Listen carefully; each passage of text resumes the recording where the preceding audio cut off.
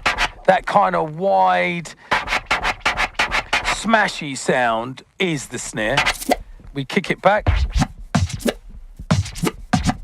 and then you can hear the weight there. So let's run it slowly, and then I'll count it through again. 1, 2, 3, 4. 1, 2, 3, 4. 1, 2, 3, 4. 1, 2, 3, 4. 1, 2, 3, 4. 1, 2, 3, 4. 1, 2, 3, 4. 1, 2, 3, 4. 1, 2, 3, 4. 1, 2, 3, 4. 1, 2, 3, 4. 1, 2, 3, 4.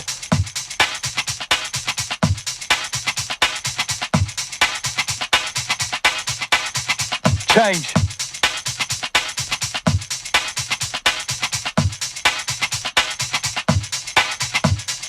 Change.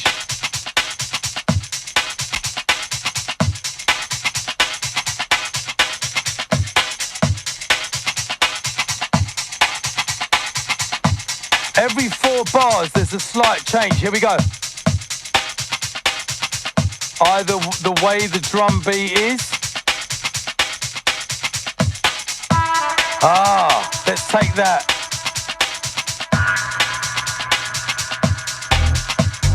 Change.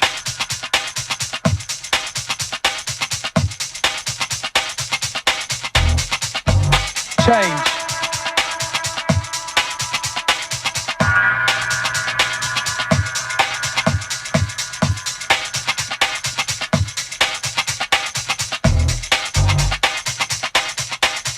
Change.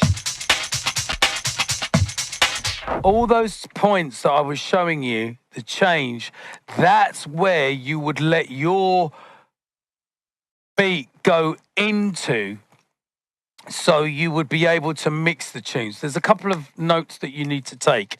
Never mix 2 vocals together. You always want one vocal coming in, one dub, one vocal, one dub, one vocal, one dub, one vocal. That's how you learn how to mix. And when you get confident and you get cheeky and you can mix until you can close your eyes and not think about it, then you can start messing about with playing 2 vocals. And there's a way of fading in and fading out and using the EQs. Let's not get too excited. I'm just teaching you the bare basics for you to mix 2 tunes. So we've run it at half speed.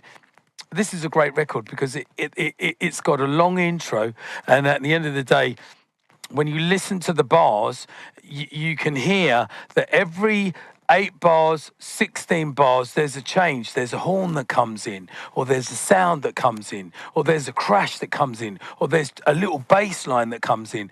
These are the building blocks that you learn how to mix 2 records as one. Do you see what I'm saying? And this is what you're going to hear. I mean, if I had my headphones on right now, you wouldn't be able to hear what I'm doing because obviously this channel would be down.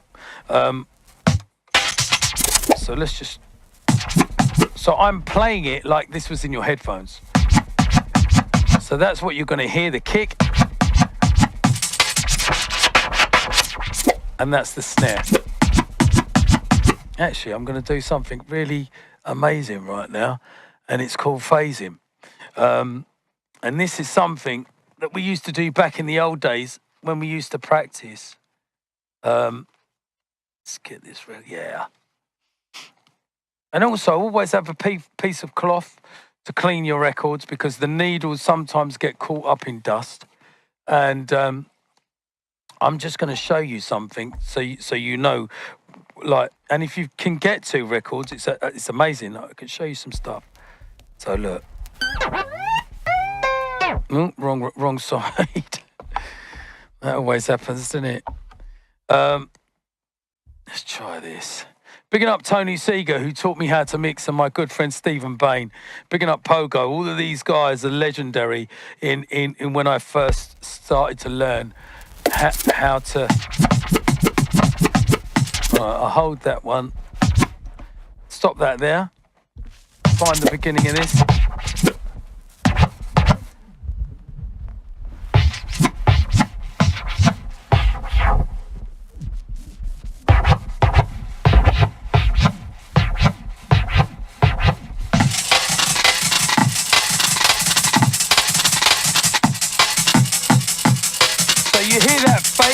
going on. Nuts, do you know what I mean?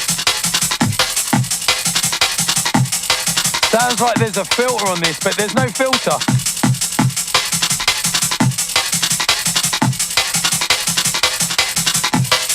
If I slow this one down, it goes a little bit behind. If you're hearing that in the mix,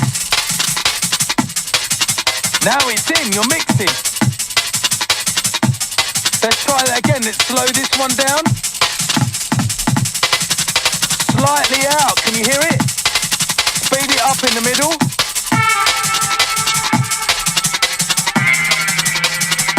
They're both in unison now, listen.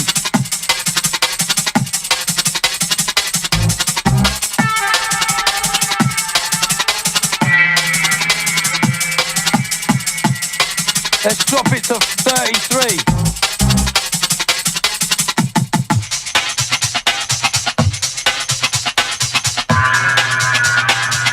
I can slow it down again.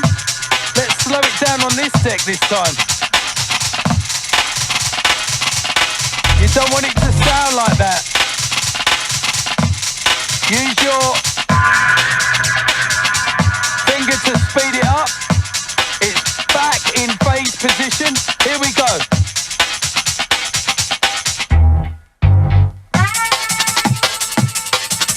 Both of them are running at the same time now.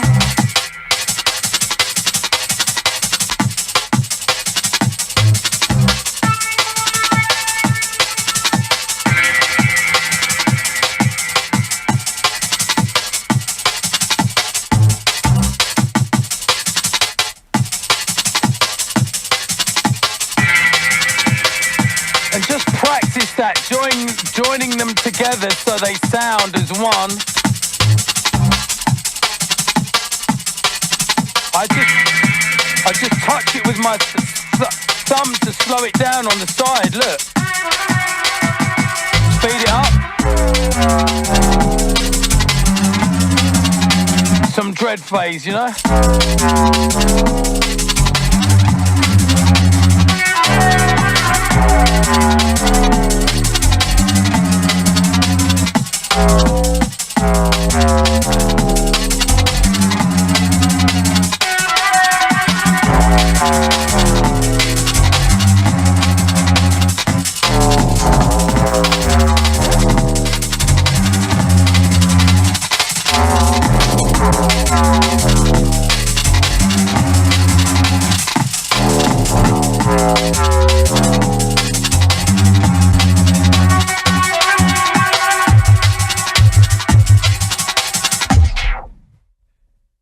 So, the way I showed you the phasing and catching the record to sound as one, so it's got that sound, you can practice that to get into the mix, because you know when these two are phasing, the records are locked, you're actually in the mix. And when you start to mix different records, that is what it's going to sound like. That's what we call phasing with two copies. And a lot of DJ technicians, like DJ Craze, they cut up the decks. They can like that. So that sound, they switch back the decks. It's great. Go onto YouTube, have a look at DMC. Absolutely amazing. Some amazing artists. I think one of our boys just won the World Championships, JFB. I'm sure it was him. And he's hot. He does a lot of deck technician things. That is the second part of just getting you familiar with the beats and the bars. Let's have a little recap of that. So when we talk about beats and bars, we are looking at 4-bar loops, 8-bar loops, 12-bar loops, 16-bar loops, and every time there's a loop, it changes. Something happens. So basically, another hat might come in, another horn might come in, you might get a string sound coming. I mean, let's listen to something different. What have we got here? No, I don't want to go with that one. Let's go with something like this. So I'm just showing you the differences of when something happens. Let's have a look at this. Let's see if this. Okay. So Here's the kick. Now, there's a lot of different sounds going in here. The tune that I played to you is one of our classics, Dark Soldier, but it's got loads of beats, so it makes it really easy just to concentrate on one thing. Now I'm going to play this. You're going to be like, what the hell's going on? This is crazy. There's too many things, but I'm going to talk you through it because, again, you need to know your music and you need to know when to drop the tune in. Now, to start off with, it doesn't matter where you drop it in. You just need to familiarize yourself with what's going on. So let's have a listen to this from the very beginning. So we've got a kick and a snare. You know if it's jungle drum and bass. You've got a string going on.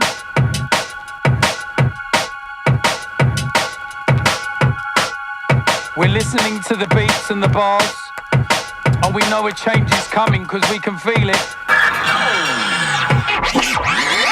So this is where you would now have your other record and think, that's where I'm going to mix it. That's the point of where that changed and this record is going to come in. It's a clear ID point. So let's listen to that again. So we get it. Started from the very top.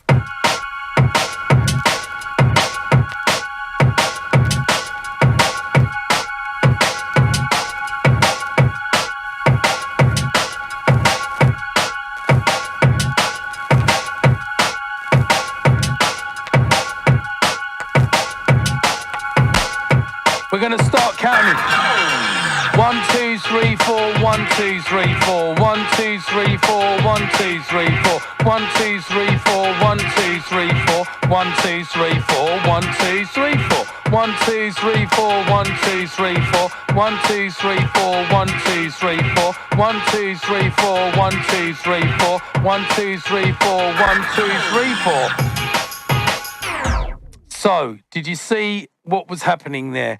As that next change came in, as another sound came in, that's your intervention point of where you can start that record and start mixing it. And that is the basics of how we're learning how to mix. It's as easy or as complicated as you want to make it. But I think just take your time, practice every day. Practice makes perfect. And if you can learn how to mix on decks, then, oh my gosh, these are going to be so easy for you because this is all digital technology now that we're talking about.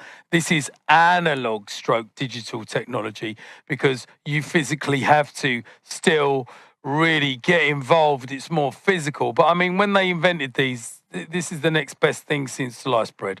I mean, it's unbelievable. So we've kind of got the basics now of how we want to kind of get into the whole DJing concept. Let's just swap a few things around just so this is on this deck. So I can show you. And then again, I'm showing you all of this without no headphones, but this is what's going to be going on in your headphones. So if you imagine you're starting off fresh and we're going to go and try and go for a mix now. We're going to try and put what we've learned together. But all the time, you'd have your headphones on, you're listening to this record coming in. So we go deck 1, deck 2. Dread 1, dread 2. Okay? So dread 1, we're going to be listening to the record. And this is the record that's playing. This is the fader that's up. And this is the one that everybody can hear out there. What we don't want is train tracks. Train tracks is when things don't sound smooth and it sounds absolutely terrible. And everyone stands there going, wow, this DJ's not really cutting it. We don't want to be one of those DJs. So practice makes perfect. So let's just recap. Got the record. Press start. Right at the beginning of the record, it's going to come in.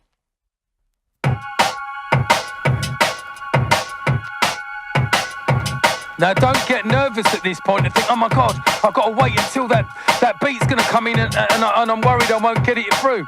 There's different points of the record that's going to change. We're just listening to the bars. We'll take it from when it changes. Here we go.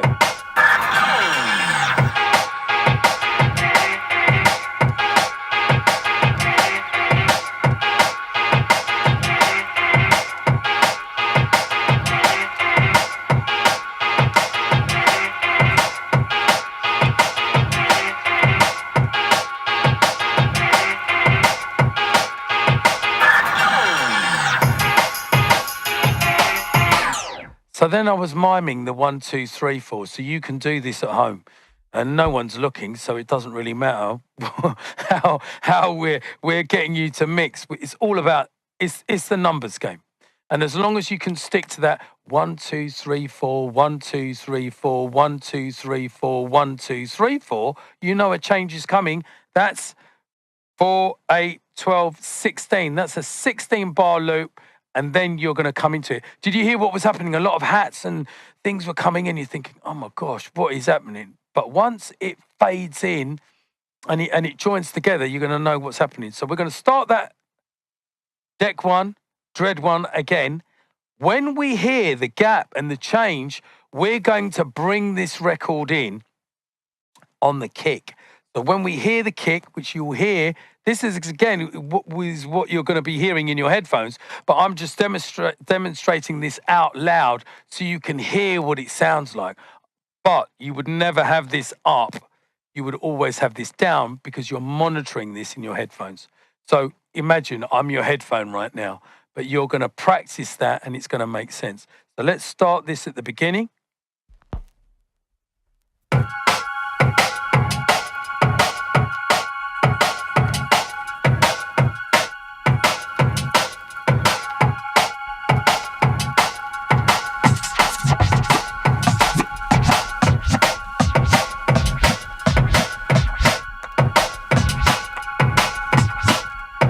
Change.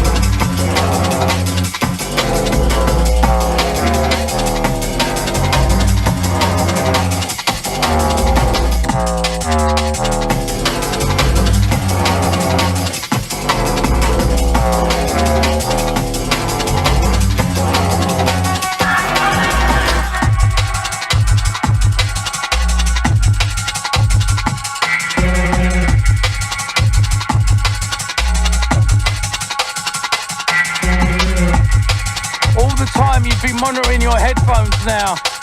Both the decks are up. This is dropped into a string. But let's keep going.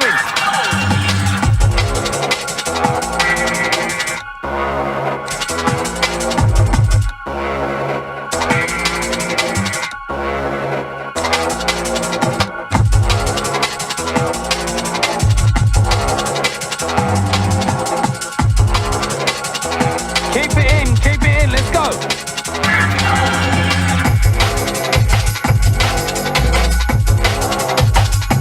See how I speeded it up and slowed it down. Speeded it up, slowed it down.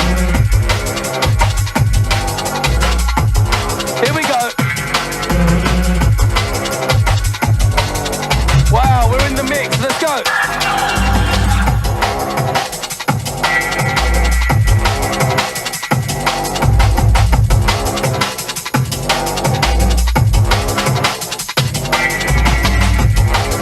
Let's keep going. Here we go. Now I can see that record's going to change because I can see the groove. Here we go.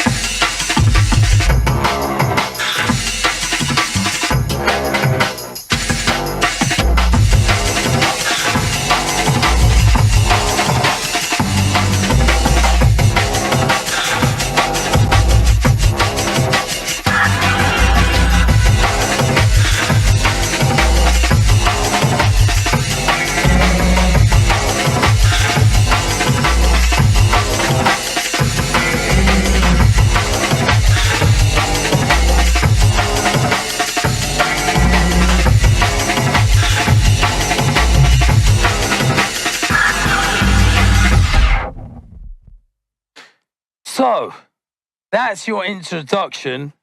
When you get, it's all about confidence and it's all about letting it go. It doesn't matter if it goes out. Did you see how many times I had to adjust it? And I've been in the game nearly 4 years. So, you know, you're forever adjusting it. You're forever touching it. Remember, when you want to speed the record up, you either twist it in the middle or you slow it down on the outside. Twist it in the middle or slow it down on the outside. That's all you've got to do. We either we pinch it. You also must. Sometimes I push or I just touch it because I know that's how I do it. Or you slow it down. And really and truly, when you can hear when it's in and you can hear when it's horribly out. A couple of times you have to fight it.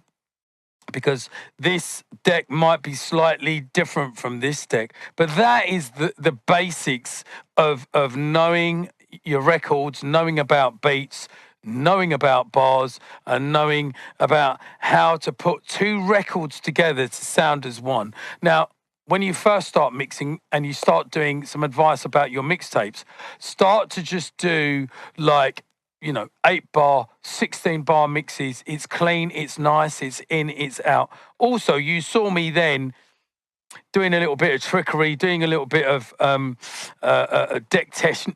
being a deck technician, where I stopped the record and both of them were running at 33, but they were still in. Then I was doing some phases, so you're like, it's almost like hip hop, and you go with the beat, you go with the sound. This here is your filter on these Pioneer, the ones that you'll probably have if you haven't got one like this is the 900, the Pioneer 900, and basically these are all the filter knobs that you can have, and you can have delays, and you can use it to have loops. I'll just go through this very quickly. These are your channels. These are what I call your filters here, and this is your filter little pads here. Always have everything at 12 o'clock. That's your bass, which is low. That's your mids. So it's bass, mids, and tops. Always have them in the middle. Always start at 11 o'clock or 12 o'clock. We've actually got them a little bit lower because we're doing a live feed and it's been run off of a separate mixing desk. And sometimes, most of the time, that's what's going to be happening. But you need to assert yourself. These are your cues. So once you press Q and your headphones are in the socket, you'll be able to hear what's going on in this record deck. You'll be able to hear what's going in that record deck. For now, not to make it confusing, when you heard this record whilst that one was playing, this is what you're going to hear. This is...